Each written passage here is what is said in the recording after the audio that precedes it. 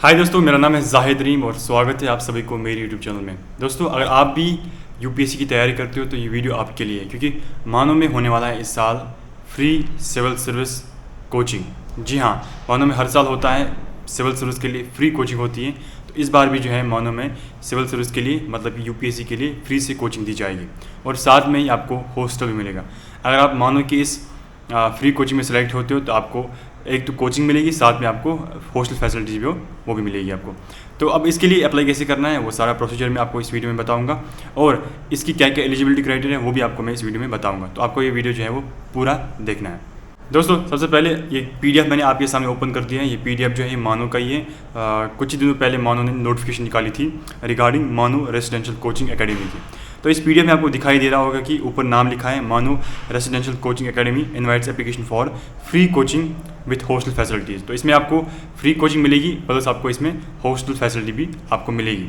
तो इसमें क्या करना है, ये सिविल सर्विस जो है, ये यूपीएससी जो है, यूपीएससी कोचिंग जो है, इसमें आपको प्रीलिम्स प्लस मेंस का जो है वो तैयारी की जाएगी। अगर आप मेंस के लिए तैयारी कर रहे हैं तो आपको मेंस की तैयारी की जाएगी। अगर आपका प्रीलिम्स ऑलरेडी क्वालिफाई हो चुका है या आप कर रहे हो प्रीलिम्स की तैयारी, या अगर आपका प्रीलिम्स जो है क्वालिफाई होता है उसके बाद आपको मेंस की तैयारी भी करवाई जाएगी इसमें, ठीक है ना, 2025 के एग्ज़ाम के लिए ही। तो सबसे पहले आपको ऑनलाइन एप्लीकेशन लाइव 27 अगस्त को एप्लीकेशन इसका ओपन हुआ था। अब इसका लास्ट डेट जो है वो 20 सितंबर इसका लास्ट डेट है।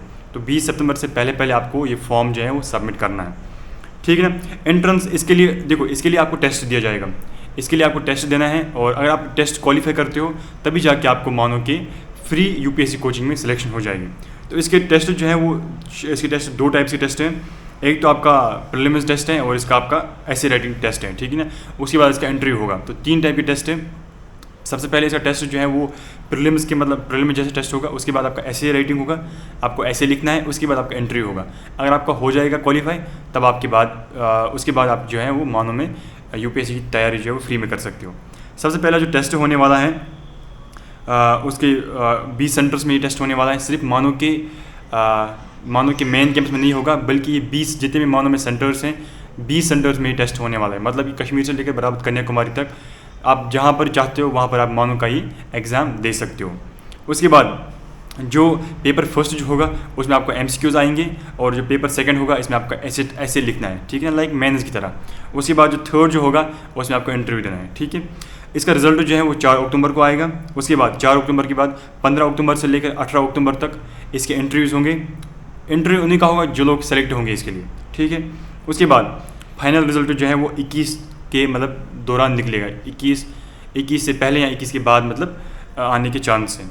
उसके बाद last date for completion of उसके बाद आपको एडमिशन जो है वो 25 अक्टूबर तक करना है। 25 अक्टूबर इसका लास्ट डेट है। अगर आपकी सिलेक्शन हो जाती है उसके बाद आपको 25 अक्टूबर से पहले पहले आपको मानो में आरसी के लिए एडमिशन लेना है। उसके बाद आपकी क्लास जो है वो 28 अक्टूबर से स्टार्ट होंगे।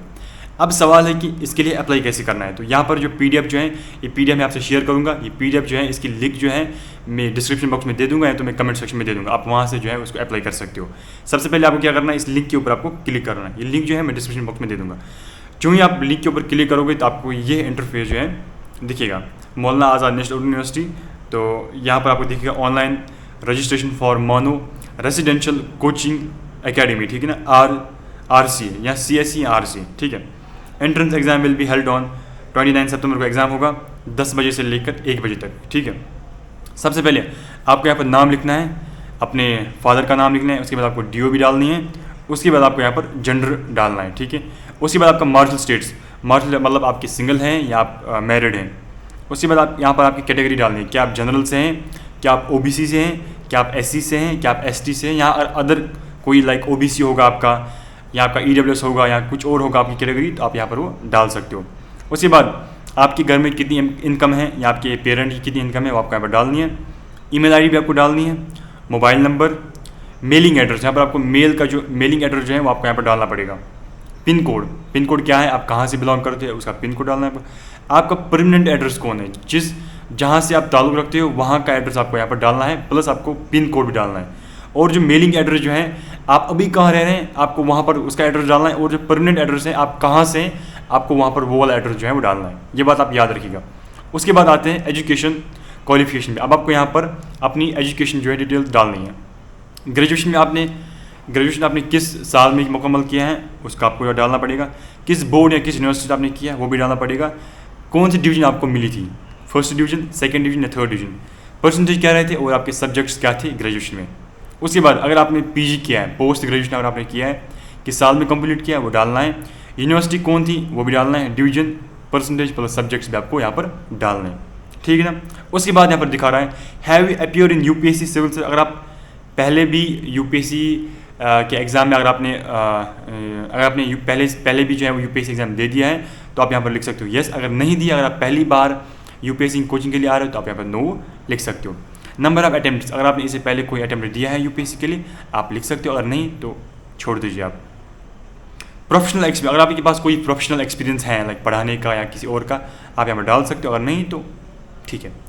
तो medium of language in UPSC, आप अपना जो मीडियम एग्ज़ाम जो है, आप अपना जो मेंस एग्ज़ाम जो है वो किस में लिखने वाले हैं।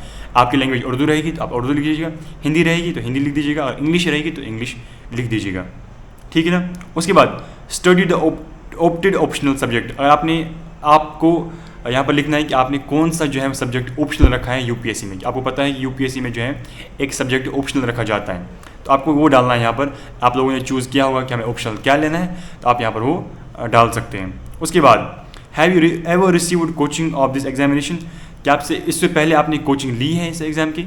अगर नहीं ली है तो नो कीजिए, और ली है पहले तो यस कीजिए, ठीक है ना। उसके बाद आगे बढ़ते हैं, past coaching of UPSC civil service exams, क्या आपने कोई कोचिंग की है, क्या आपने पिछले साल या कभी कोचिंग की है यूपीएससी के लिए, तो उसकी डिटेल्स आप डाल दीजिए। अगर नहीं किया है तो फिर रहने दीजिए, अगर किया है तो कौन से स्टेट में या किस शहर में आपने किया है, ठीक है ना। उसके बाद आपको यहाँ पर दिखा रहा है सेलेक्ट सेंटर फॉर एग्जामिनेशन, आप कौन सेंटर जो है यहाँ पर दिखाना चाहते हो। मान लीजिए अगर आप दिल्ली से हैं, ठीक है ना।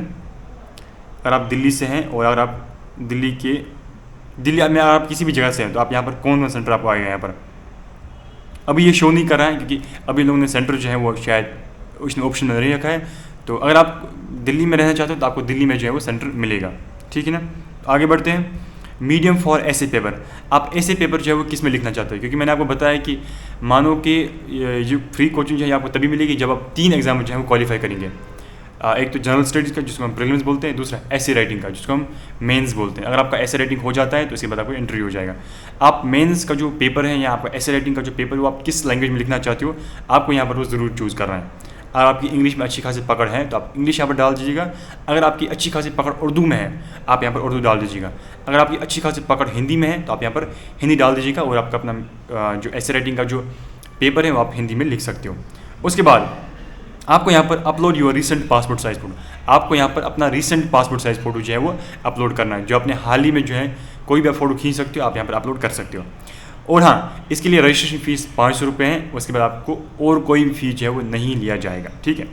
उसके बाद आपको यहाँ पर डिक्लेरेशन पे क्लिक करना है। I hear bye declare that the above statement is true to the best of my knowledge and belief and I am selected I will be abide by all rules or regulation of the Maulana Azad national university, ठीक है ना। आपको यहाँ पर declare करना पड़ता है कि हाँ ये जो इन्फॉर्मेशन मैंने डाली है सब कुछ सच है, इसमें कोई झूठ नहीं है और मैं सारे रूल्स और रेगुलेशन जो हैं मानो के फॉलो करूँगा, ठीक है ना।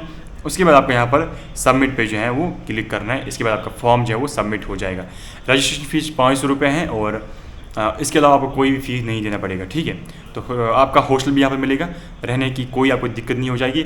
हॉस्टल प्लस लाइब्रेरी फैसिलिटी 24/7 और इसकी RCA की अपनी लाइब्रेरी भी है और आप मानो की लाइब्रेरी में भी पढ़ सकते हो। इसके अलावा अगर आपको कोई भी सवाल है, कोई भी क्वेश्चन अगर आपका है तो आप मेहरबानी करके कमेंट सेक्शन या आपको यहाँ पर मेरी इंस्टा ID यहाँ दिख रही होगी, इंस्टा ID में भी आप मेरे सवाल जो हैं इंस्टा ID में भी आप कोई भी सवाल जो है वो पूछ सकते हो बिना किसी रुकावट के, ठीक है। कोई सवाल हो तो कमेंट सेक्शन में बता दीजिएगा। तो दीजिए इजाज़त, हम मिलते हैं किसी और वीडियो में, तब तक के लिए अल्लाह हाफ़िज़।